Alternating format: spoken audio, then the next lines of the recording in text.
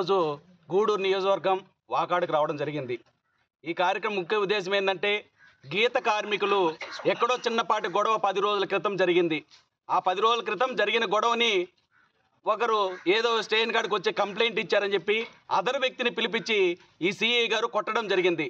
ఆ కొట్టే క్రమంలో ఎందుకయ్యా మా కార్మికుడు కొట్టారని చెప్పి వాళ్ళ పెద్దలు పరిశీలించడంతో ఒకటే చెప్పాడు, చిన్నపాటి గొడవ పడినారు, నాకు కంప్లైంట్ ఇచ్చారు, కొట్టారని చెప్పారు. కంప్లైంట్ గొడవ పడితే స్టేషన్లో లా అండ్ ఆర్డర్ పోలీస్ స్టేషన్లో కంప్లైంట్ ఇస్తారు. నువ్వెందుకు టేకప్ చేసావు, నువ్వెందుకు చేసావంటే ఒక కార్మికుడి దగ్గర డబ్బు తీసుకున్నారు, ఇంకో కార్మికుడి దగ్గర డబ్బులు ఇవ్వలేదని కారణంగా ఏకైక కారణంతో స్టేని పిలిపించి కొట్టడం జరిగింది. నేను ఒకటి మనవి చేస్తున్నా, వాళ్ళకి ప్రభుత్వమే నీ ఎక్సైజ్ శాఖలోనే లైసెన్స్ ఇవ్వడం జరిగింది. ఆ లైసెన్స్ ప్రకారమే అతను అక్కడ కళ్ళు అమ్ముకోవడం జరుగుతుంది. ఏ విధంగా అతన్ని కొట్టే అర్హత మీకు ఉందో చెప్పాల్సిన అవసరం ఉంది. ఈరోజు ఒకటే మనం చేస్తున్న ఇట్లాంటి అధికారుల్ని ఖచ్చితంగా విచారణ జరిపి సస్పెండ్ చేయాలా. గతంలో కూడా చాలామంది చెప్పారు, మా కార్మికులు ఒక గీత కార్మికుడు వాడి కళ్ళు గేసుకునే వాని వృత్తి పని చేయాలన్నా కూడా ఈయన దగ్గర లైసెన్స్ తీసుకోవాలంటే 50,000 లంచం తీసుకుంటున్నాడు. అదేవిధంగా ఇసుక దందాలు కావచ్చు, లేదా వైన్ షాపులు సిండికేట్లు కావచ్చు, ఇతర కార్యక్రమాల్లో కావచ్చు, అన్నిట్లో ఇన్వాల్వ్ అయ్యి పెద్ద ఎత్తున లంచ అవతారం ఎత్తిన ఏకైక ఆఫీసరు ఈ సిఐ గారు అని చెప్పి చుట్టుపక్కల ప్రాంతాలు అందరూ కూడా వాపోతున్నారు. ఈ గీత కార్మికుల కాడికి వచ్చే కొందికి వాళ్ళు వృత్తి అంతా కూడా ఇది కళ్ళు గీత కార్యక్రమంలో ఉంటారు కాబట్టి జీవనాధారం కూడా దాంట్లోనే ఉంటుంది. దాంట్లో ఇంత వేలకు వేళ్ళు ఇచ్చుకొని వాళ్ళు ఆ కార్యక్రమం చేసే పరిస్థితి ఉండదు. కాబట్టి దయచేసి మనం చేస్తున్న ఇట్లాంటి సిఐకి ఉండడం వల్ల ప్రజల్లో కూడా ప్రభుత్వానికి కూడా వ్యతిరేకత అవుతుంది.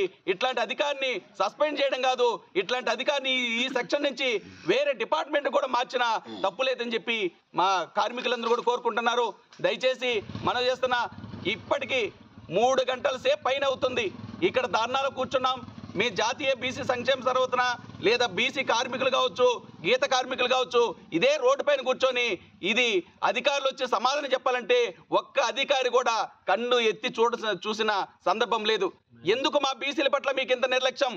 బీసీలు అంటే ఈ రాష్ట్రం కావచ్చు, దేశంలో కావచ్చు, అనేక కార్యక్రమాలు అభివృద్ధిలో కావచ్చు, ఎన్ని కార్యక్రమాలు అంటే అన్ని కార్యక్రమాల్లో బీసీలు లేనిది ఏది కుదరదు, ఏది జరగదు. అది చాకలి, మంగలి, కుమ్మరి, కమ్మరి, ఒడ్డెర అన్ని కులాలు కూడా బీసీల పైన ఆధారపడి రాష్ట్ర అభివృద్ధి చెందుతోంది.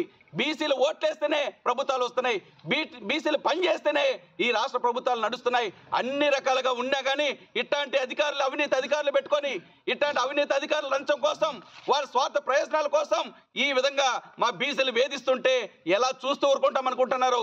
ఈ సంఘాలన్నీ ఏకం కావాల్సిన అవసరం ఉంది. భవిష్యత్తులో మా బీసీల జోలికి వస్తే గౌడు కావచ్చు, వడ్రంగి కావచ్చు, చాకలి కావచ్చు, మంగళ కావచ్చు, ఏ కులాల జోలికి వచ్చినా మేమంతా ఏకం కావాల్సి వస్తుంది. ఏకమైతే ఇట్లాంటి అధికారులు ఊరి నుంచి పారిపోతారు. మరిన్ని వీడియోస్ కోసం ఛానల్ ని సబ్స్క్రైబ్ చేయండి. లేటెస్ట్ అప్డేట్స్ కోసం వాట్సాప్ ఛానల్ ని ఫాలో అవ్వండి. ఆ లింక్ డిస్క్రిప్షన్ లో ఉంది.